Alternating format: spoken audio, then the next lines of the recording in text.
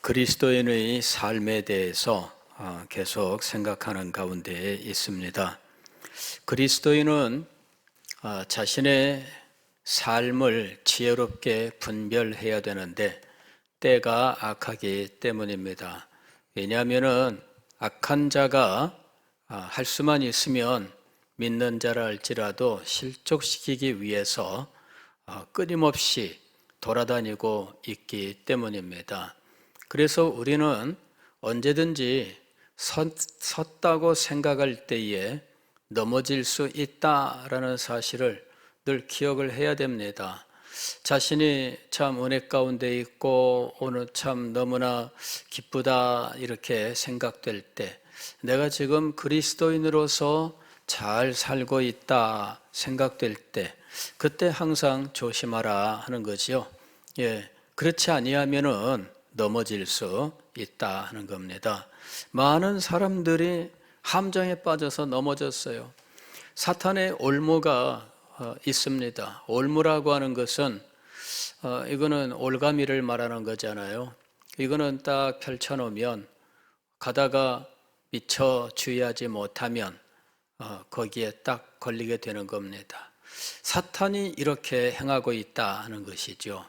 우리 꼬맹이 때에 이 친구들하고 동네에서 놀 때 허방다리 놀이를 좀 많이 했습니다. 땅바닥을 삽을 갖고 와서 이렇게 파서 발 하나 빠질 만큼 이렇게 웅덩이를 만들고, 그리고 파낸 흙을 물로 이렇게 해서 싹 덮어놓는 거죠. 그 다음에 마른 흙을 그 위에다가 살살살살 뿌려가지고 위장을 딱 해놓습니다. 그 다음에 동네 친구를 데리고 오는 겁니다. 놀러 가자 이러면서 팔짱 끼고 딱 가면서 살금살금 그 함정 쪽으로 이 친구가 친구를 끌고 가는 거예요. 그렇게 해서 함정 바로 앞에 와서 이 친구가 털퍼덕 하고 함정을 밟도록 유도하는 거죠. 성공하면 다들 기뻐하고 실패하면 안타까워했습니다. 그런데 사탄이 그런 노름을 즐기고 있다는 거예요. 그래서 우리가 조심해야 된다 하는 거죠. 15절 보면은 그런즉 너희가 어떻게 행할지를 자세히 주의하여 지혜 없는 자 같이 하지 말고 오직 지혜 있는 자 같이 하여. 친구 중에 어떤 친구들은 눈치가 아주 빠릅니다. 그래서 팔짱 끼고 같이 가자 그러면은 왜 이러는데 이러면서 지금 뭔가 지금 있는 거지 막 이렇게 물어봅니다. 아니야 그런 거 없어 그러면서 드디어 함정까지 끌고 왔는데 기가 막히게 피해냅니다. 걔네들은 눈치가 빨라요. 우리가 이 세상에서 그리스도인으로 살아갈 때 눈치가 있어야 된다는 겁니다. 이것이 바로 영적 분별입니다. 이것이 영적 지혜입니다.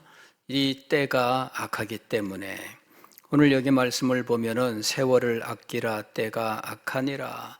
그러므로 어리석은 자가 되지 말고 오직 주의 뜻이 무엇인가 이해하라. 그리스도인의 삶의 규례는 하나님의 뜻입니다.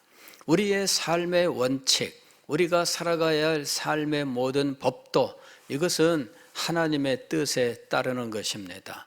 그래서 하나님의 뜻을 잘 분별해야 사탄의 괴계 그리고 그 악한 모든 시도들을 분별할 수 있고 물리칠 수 있게 되는 겁니다.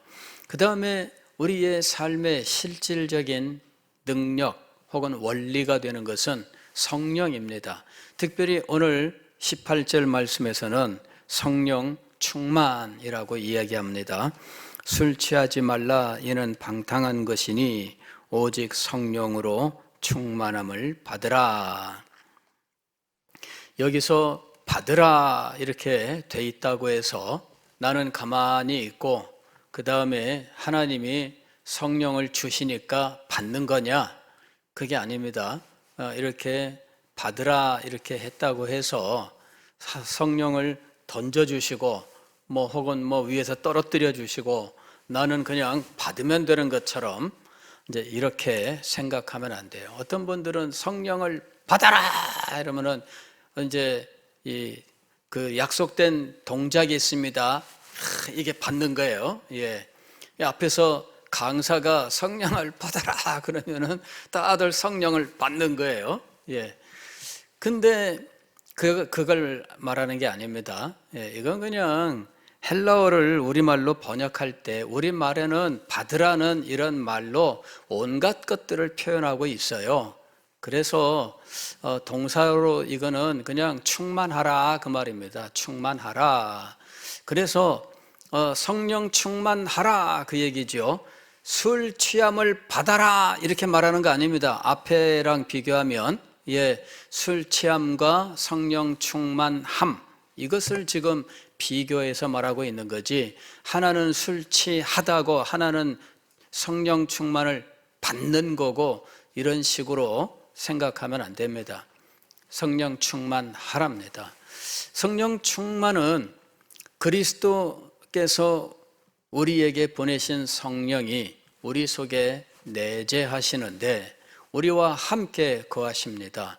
그런데 이 성령이 우리 속에서 역사하시고 계십니다. 그 성령의 역사에 순종하는 것을 의미합니다. 그리스도의 영이 우리 속에 임하고 우리가 그 영의 인도하심에 순종할 때 성령 충만하게 되는 겁니다. 성령의 인도하심이 있어요. 우리 속에서 진리 가운데로 인도하심도 있고 우리의 삶을 그 진리에 따라 살아갈 수 있도록 이끌어 가시는 것도 있습니다. 이것이 성령 충만이에요. 성령의 이끌어 가심, 이것이 성령의 충만이지요. 그래서 누가복음에 보면은 예수님의 성령 충만에 대해서 많이 말씀을 하고 있는데 그 성령 충만이 어떤 장면으로 묘사되어 있느냐 하면은 드라이브, 운전해 가는 거예요. 성령께서 예수 그리스도를 인도하여, 즉 드라이브하여 어디로 가셨느냐 하면은 광야로 가신 겁니다. 그래서 그 광야에서 성령에 이끌려라고 번역이 되어 있는데 성령에 이끌려 40일 동안을 지내셨던 겁니다. 그 사이에 예수 그리스도는 식사를 하지 않으셨어요. 어떻게 그럴 수가 있나? 성령에 이끌려 광야에 들어가 계시는 동안에 식사에 대한 아무런 그런 의욕이 일어나지 않고 오직 성령으로 충만해진 상황에서 있었다는 겁니다. 어떤 사람들은 예수님께서 광야에 40일 작정하고 금식기도 들어가신 것처럼 이야기를 하는데 그건 아닙니다. 성령에 이끌리셨는데 40일을 계신 거예요. 40일을 작정하고 금식기도에 들어가신 것이 아닙니다.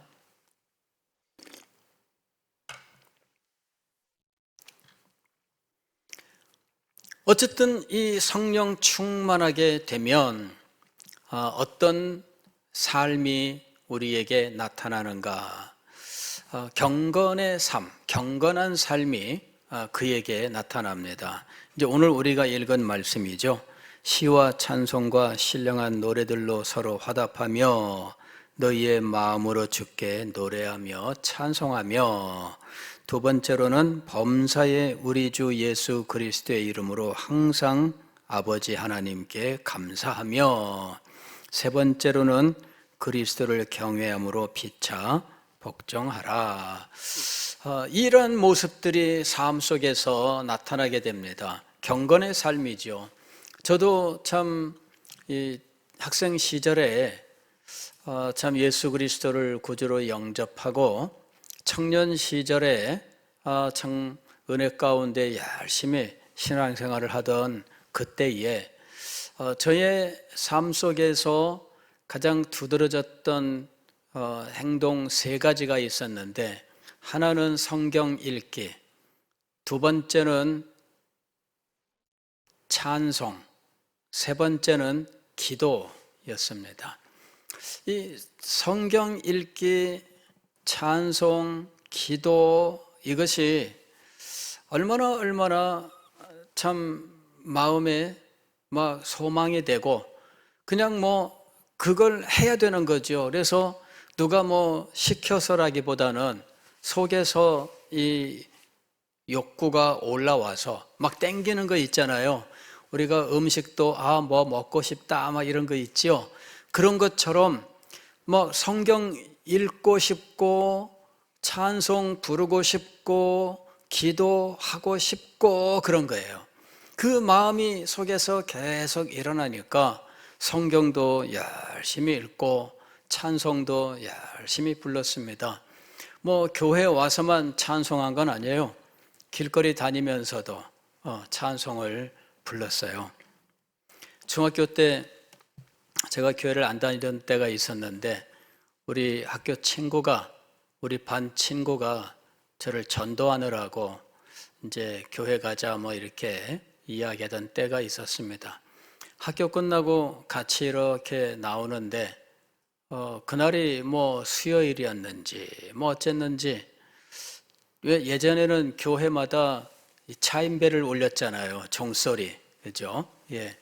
그래, 시간 되면은 이 찬송가 이렇게 쫙 이렇게 차인벨이 흘러나오는데 그때 이제 내 영혼이 은총이 보마 이런 그 찬송들이 나오는 거예요. 그리고 이 친구가 그 찬송을 흥얼흥얼 따라 부르는데 야, 그게 그렇게 부럽더라고요. 나도 한번 흥얼흥얼 언젠가는 한번 해봐야지 이런 마음이 있었어요. 나중에 제가 고등학교 들어가서 참 예수 그리스도를 구주로 영접하고 할 때 그 중학생 때 우리 친구가 차인벨 울릴 때 찬송을 흥얼흥얼 따라 부르던 그것이 늘 생각이 나서 나도 좀 해봐야지. 근데 차인벨 따라서 부르는 것뿐만 아니라 그냥 길거리 다니면서 혼자 가볍게 찬송을 부르면서 이렇게 이제 다녔어요. 어느 날 교회에서 우리 교회 집사님이 어느 날 여러 사람 앞에서 장호에게는 길거리 다니면서도 늘 찬송 부르더라. 어느 날 보니까 교회 올 때 보니까 뒤따라오면서 보니까는 찬송 부르면서 교회 가고 있더라. 이렇게 이야기를 하셔요. 그때 이제 마음속에 어이구 참 내 찬송 부르는 걸 누구한테 들켰네. 뭐 이제 이런 생각도 있었어요. 지금 생각해도 그렇습니다. 정말 은혜 받고 한창 기쁨으로 신앙생활할 때 그때 제 삶 속에 있었던 것은 항상 성경 읽기와 찬송과 기도였다는 것이죠. 그리고 이것은 어떤 사람에게서든 다 간증할 때 듣는 이야기예요. 은혜가 임하고 예수 그리스도를 마음에 영접하고 그랬을 때 이 마음속에서 기쁨이 넘쳐나고 그 기쁨이 어디로 향하느냐 하면은 성경 읽기와 찬송과 기도로 향하더라 하는 것이죠. 그때는 교회 모든 예배 시간이 소중했어요. 예배 시간마다 뭐 학생이지만은 수요일 날도 빠지지 않고 예배 참석을 하고 주일 날도 뭐 밤 예배까지 예배를 참석을 했습니다. 그러면서 이 기쁜 거 있죠. 주일 날 저녁 예배 끝나면은 우리가 이제 보통 9시쯤 교회에서 헤어지게 되는데 저녁 9시쯤 교회 끝나고 집으로 갈 때에는 아쉬웠어요. 아이고 오늘도 주일이 다 끝났네, 지나갔네. 다음 예배 시간까지 어떻게 기다리나 이런 마음, 그런 마음이 있었어요. 빨리 왔으면 좋겠다. 그래서 그 주일을 기다리지 못하고 수요일도 금요 기도회도 참석을 했던 거예요. 왜냐하면은 너무 좋으니까. 그래서 예배를 드리고 또 성경 읽고 찬송하고 기도하고 하는 이런 일들이 너무나 마음에 기쁨과 평안을 가져다 준 겁니다. 삶이 평안했느냐, 학생 시절에 평안했냐 어쨌냐 물어보면 뭐 사실 그럴 것도 아니지만, 그러나 참 어려운 그런 삶을 살았어요. 그래서 평안함이 없는 삶이었는데, 그러나 그 예배와 찬송과 성경 읽기와 기도가 저에게 얼마나 평안을 주고 기쁨을 줬는지, 정말 마음속에 이 사실들이 막 만족함으로 넘쳐나는 거예요. 여러분, 어느 누구에게나 은혜가 임할 때 그 시점에 체험들이 있습니다. 그때의 체험들을 보세요. 그리고 우리가 목표해야 되는 것은 무엇이냐면, 그때의 신앙 모습을 우리가 사는 날 동안, 평생 동안 이 모습을 간직하고자 하는 거예요. 그것이 우리가 힘써야 될 일입니다. 예수 믿고 은혜 받고 새 생명의 감격이 넘쳐날 때, 그때 우리의 마음속에 찬양이 얼마나 넘쳐납니까? 예전에 참 많이 불렀던 오래된 찬송입니다마는, 하늘 문이 열리면 노래할 이유 있네, 놀라운 일 그곳에 있으리, 노래할 이유 있네, 그의 곁에 있으면 노래할 이유 있네, 밤낮으로 노래 부르리, 온종일 즐거운 노래를 노래할 이유 있네. 이 노래 많이 들어보고 또 불러보셨죠? 예, 노래할 이유 있네. 물론 이것은 천국에서 주님을 만나 노래할 이유 있다, 그리고 온종일 천국에서 노래한다, 이제 이런 내용들을 가사로 담고 있습니다만은, 정말 노래할 이유가 있었어요. 예수 그리스도, 그분의 십자가와 보혈, 나의 모든 죄를 정결하게 하시고 나에게 새 생명을 주신 이 놀라운 하나님의 은혜와 사랑, 이 감격이 마음속에 넘쳐날 때 노래할 이유가 있었습니다. 그래서 노래를 불렀던 거지요. 하나님의 영이 우리에게 임하고 우리에게 노래할 이유가 충만하게 마음속에서 막 솟아날 때 우리는 찬양했던 겁니다. 시와 찬송과 신령한 노래들로 서로 화답하며. 찬송은 은혜 받은 사람의 그 은혜의 표출이에요. 과거에 조나단 에드워즈 목사님이 회심하고 이제 고향에 돌아와서 좀 지내는 기간이 있었습니다. 그때 이 숲속에 가서 기도를 많이 했어요. 그런 이 나라들 가보면은 왜 이 마을과 숲, 그 다음에 이 들판 이런 것들이 확실하게 구분되잖아요.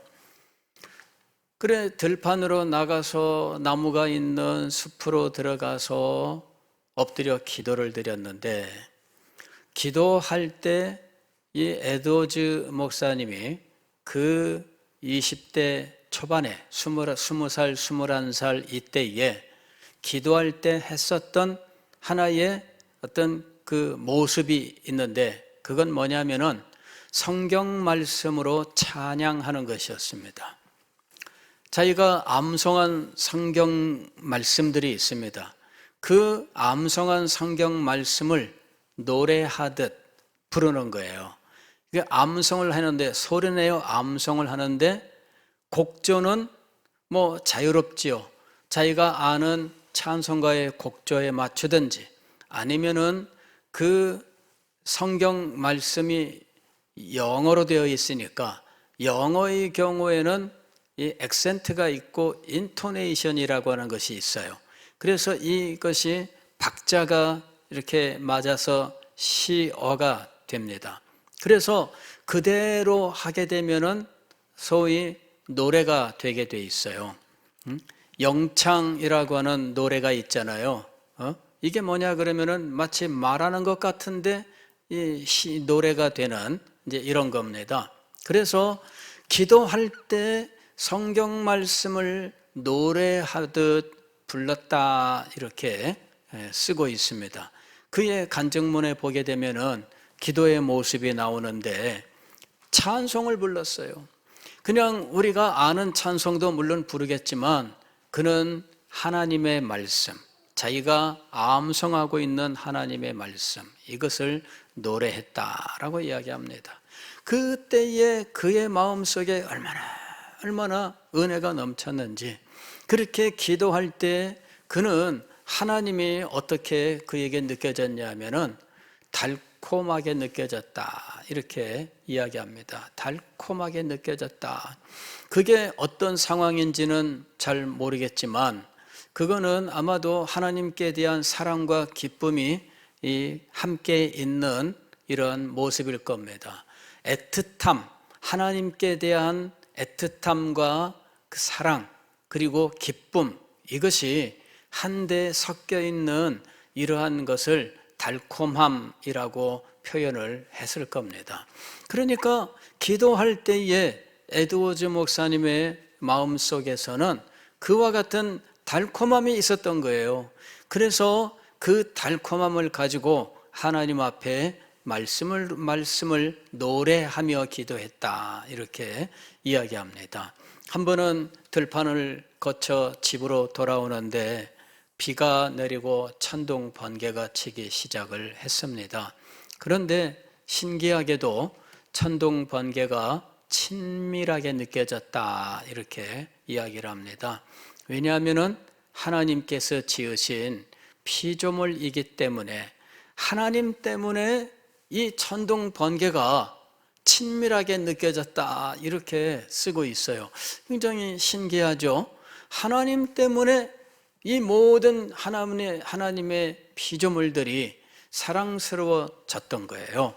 그래서 천둥 번개를 무서워하지 않고 어느 순간 친밀하게 느끼는 이런 일들이 있었다라고 쓰고 있습니다.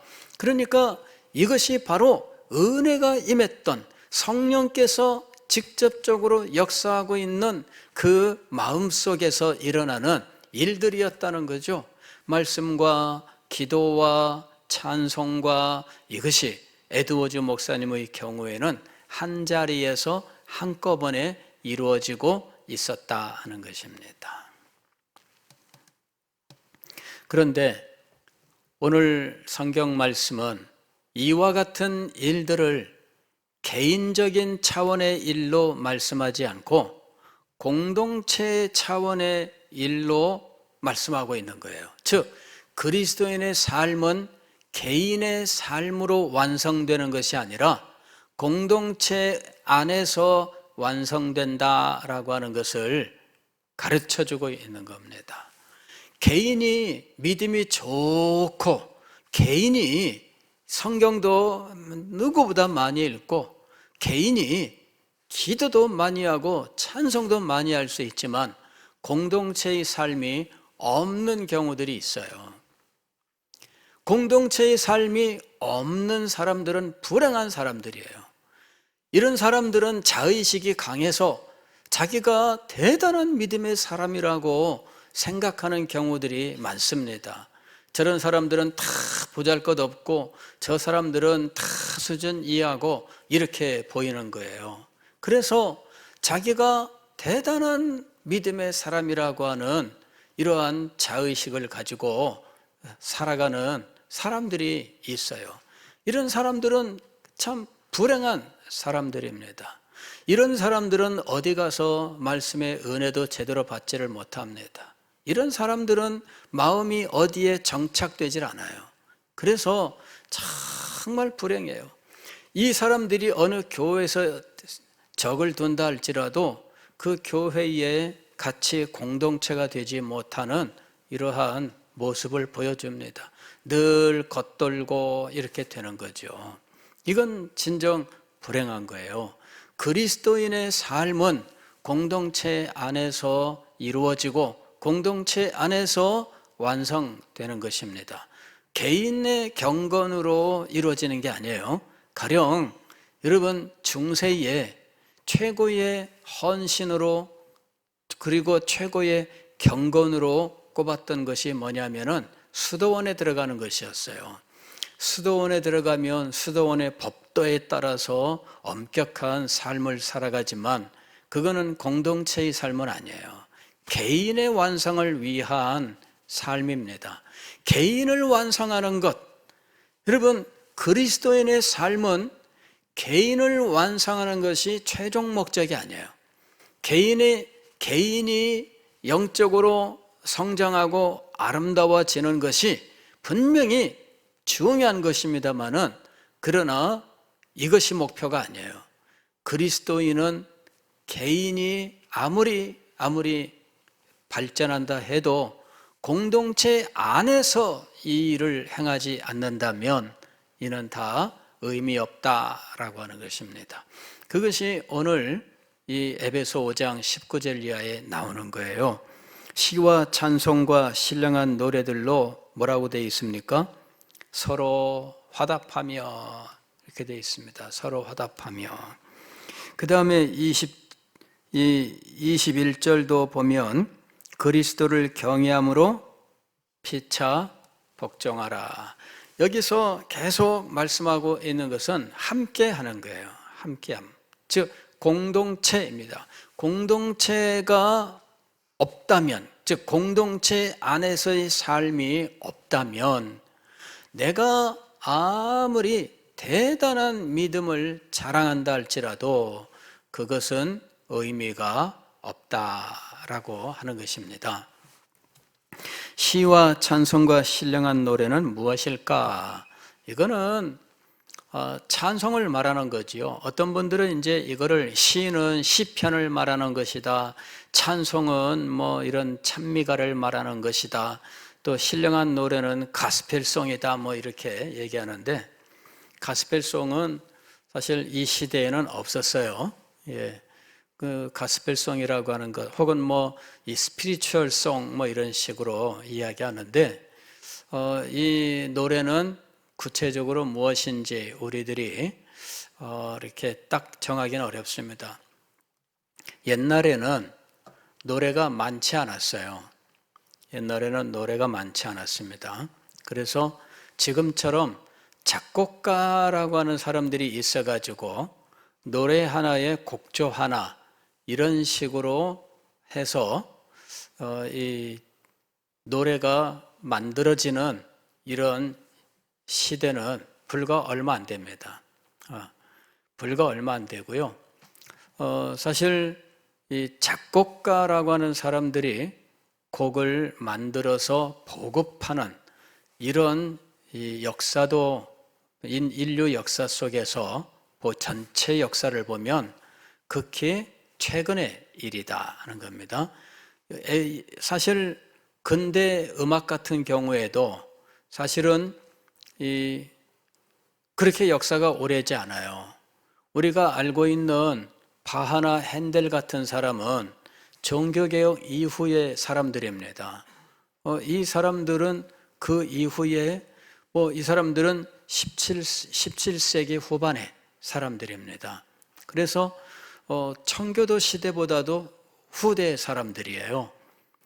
그러니까 청교도 시대까지만 해도 찬송이 우리 같은 모양이 아닙니다.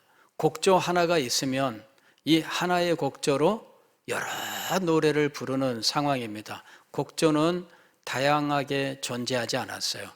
그냥 일반적으로 아는 노래들이 몇 개 없었어요. 우리가 소위 말하면은 전통 민요라고 부르는 것들이 있죠. 몇 개 안 돼요.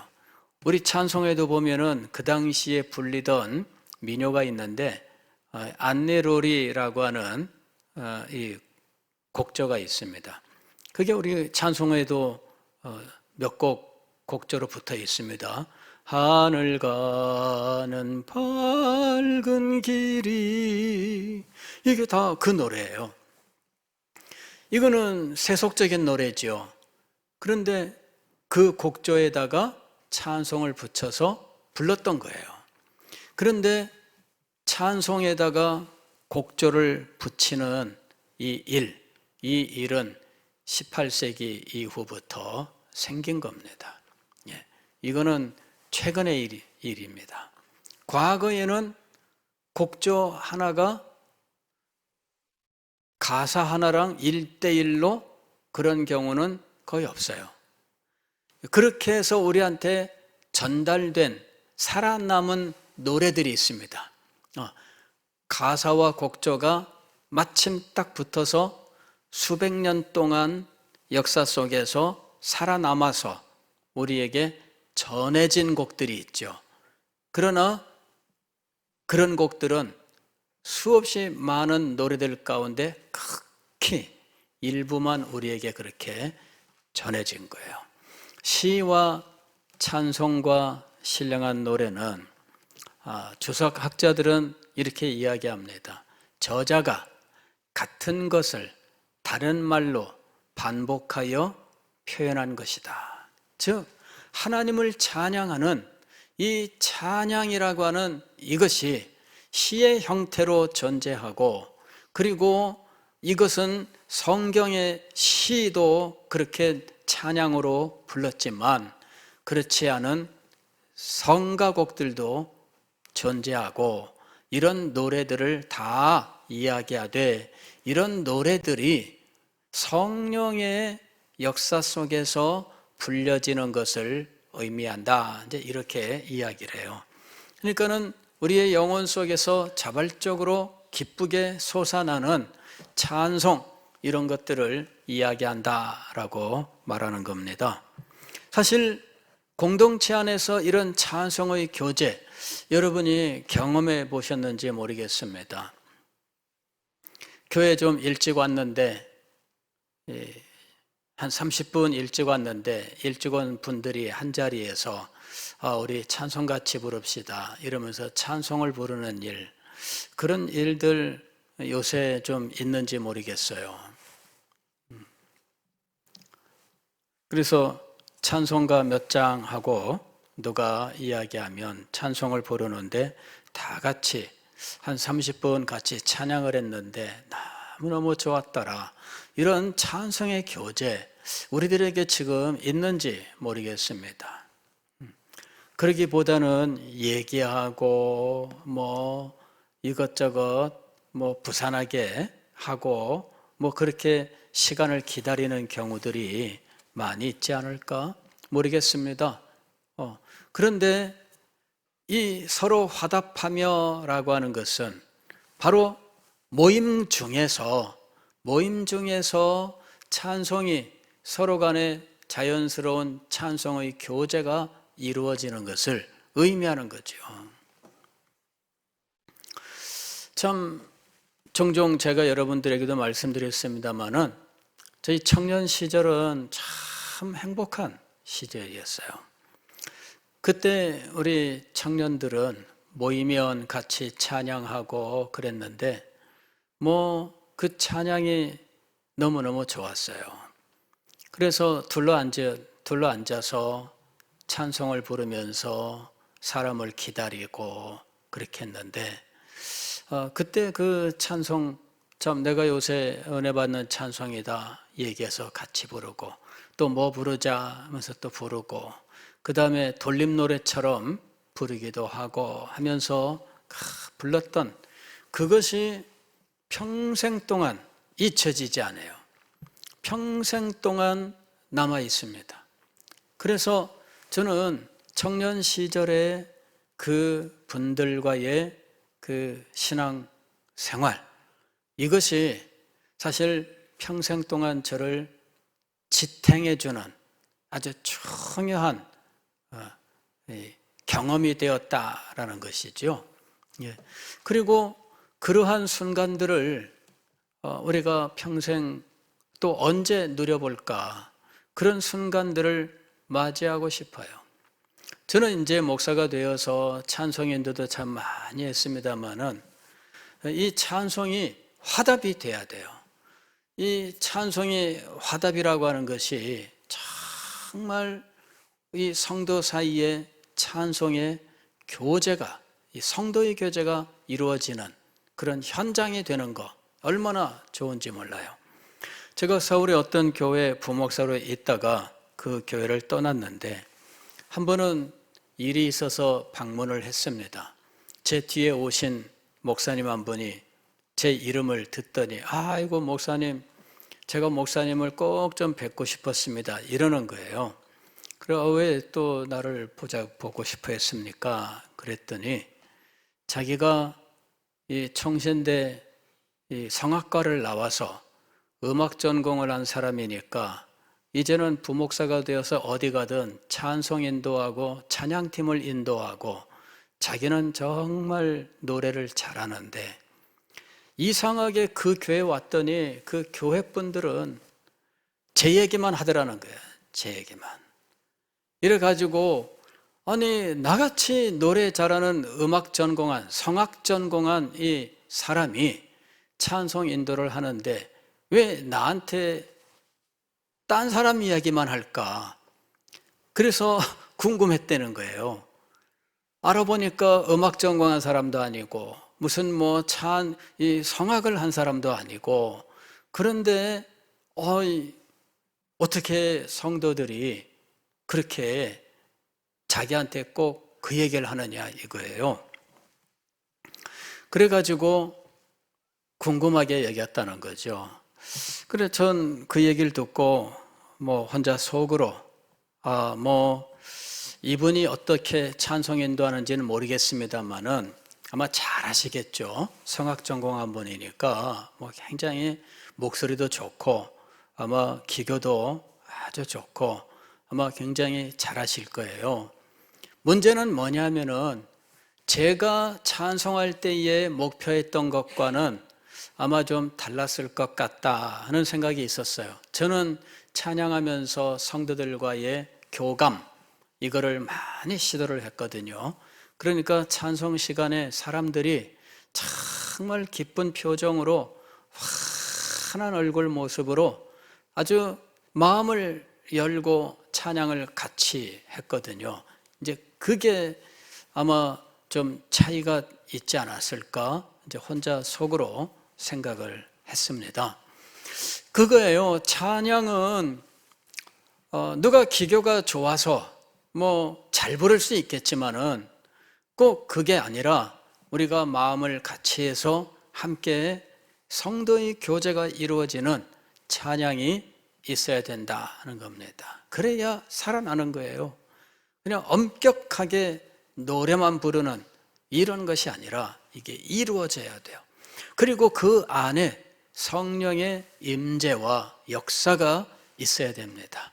그래서 시와 찬송과 신령한 노래라고 하는 이 신령한 노래까지 되어야 한다 하는 것입니다. 이것이 오늘 우리의 삶 속에 그리고 우리의 예배 속에서 이루어져야 됩니다. 이것이 살아 있어야 돼요. 자, 그 다음에 두 번째로는 이제 기도죠, 기도. 공동체의 기도. 개인의 기도가 아주 중요합니다. 개인의 기도가 없이는 공동체의 기도가 이루어질 수 없지만 개인의 기도만으로는 기도가 완성되지 않습니다. 우리가 이걸 알아야 돼요. 개인의 기도가 없으면 안 되지만 개인의 기도만으로도 안 된다 하는 겁니다. 개인의 기도가 있어야 되고 공동체의 기도가 있어야 됩니다. 그리고 공동체의 기도는 기도의 교제가 되어야 한다 하는 것입니다. 그래서 서로를 위하여 중보 기도하는 이런 일이 이루어져야 하는 것이죠. 그 다음에 이런 공동체를 이룰 때에 항상 기억해야 될 것은 오늘 말씀을 보면은 피차 복종하라 이렇게 말씀합니다. 피차 복종하라라는 것은 겸손에 대해서 말씀하는 거죠. 저 사람에 대하여 혹은 다른 성도들에 대하여 니까짓게 이런 식의 생각을 갖는다면 그거는 올바른 게 아닙니다. 피차 복종하라. 겸손한 마음을 갖고 상대방을 배려하고 그의 마음도 이해하고 그렇게 해야 되는 거예요. 그렇게 해서 서로 잘 맞춰가는 이것이 필요한 거죠. 이래야 예배든 기도든 찬송이든 함께 할 수 있는 거예요. 그것이 없으면 안 돼요. 말씀으로 성도의 교제를 나눌 때에도 마찬가지입니다. 참 제가 젊은 시절에 제대로 못했던 게 바로 그거예요. 막 논쟁적이고 막 달려들고 막 이런 식으로 상대방이 뭐라고 말하면 그걸 반드시 꺾어야 되고 이겨야 되고 뭐 이러는 모습들을 갖고 있었어요. 이래가지고 신학교 다닐 때에도 논쟁을 많이 했습니다. 근데 참 저보다 나이가 한 7, 8살씩 많은 이런 이 형님 되시는 분들이 그래도 저를 이렇게 다독거려 가면서 참 데리고 다녔던 것이 참 감사합니다. 근데 참 누구한테든 그냥 서슴없이 막 달려드는 이런 모습을 가지고 있었는데 이제 세월이 흐르니까 그게 아니다. 이제 이런 마음이 점점 들어요. 예, 그러면서 지금은 많이 꺾였습니다만은 그래도 보는 분들은 그렇게 안 보시더라고. 아직도 저는 꺾일 줄 모르는 모습을 갖고 있는 것 같아요. 근데 이 중요한 게 뭐냐면요. 피차 복종하라. 이 마음이 우리에게 있어야 돼요. 사실 저는 어디 가면은 목사로서는 제가 말을 좀 이렇게 자주 하고 또 강하게 하고 분명하게 하려고 합니다. 분명하게 하려고 하는 거예요. 그러다 보니까 강하게 보일 뿐이죠. 말씀도 분명하게 하려고 하니까 그렇게 느낄 뿐입니다. 실제로는 어디 외부에 나가면 말을 많이 하지 않습니다. 가만히 있어요. 그리고 다 알만한 이야기들을 나누고 있을 때는 말을 안 합니다. 그러다가 틀린 말을 할 때만 참견을 해요. 그런 사람이 어떻게 보면 또 얄밉죠, 사실은. 예. 말이 엇나갈 때만 참견을 해서 그건 아니고 하면서 이렇게 얘기를 합니다. 그러니까 어떨 때 보게 되면 아마 그것도 좀 얄밉게 보일 것 같아요. 그래서 요새는 그것조차도 안 하려고 이제 많이 노력을 하고 있습니다. 근데 어쨌든 그리스도인은 그의 경건이 어디에서 완성되느냐? 공동체 안에서 완성되는 겁니다. 이걸 우리가 꼭 기억해야 됩니다. 그의 경건은 공동체 안에서 완성되는 겁니다. 그의 찬송은 공동체 안에서 예배와 찬송의 교제 속에서, 그의 기도도 공동체 안에서 중보 기도를 통하여, 그리고 성도들이 봉사의 삶을 할 때에도 피차 주장하지 아니하고 복종함으로 봉사를 해야 된다 하는 것입니다. 이것이 그리스도인의 삶이며 성령 충만한 그리스도인의 삶의 모습인 것입니다. 기도하겠습니다.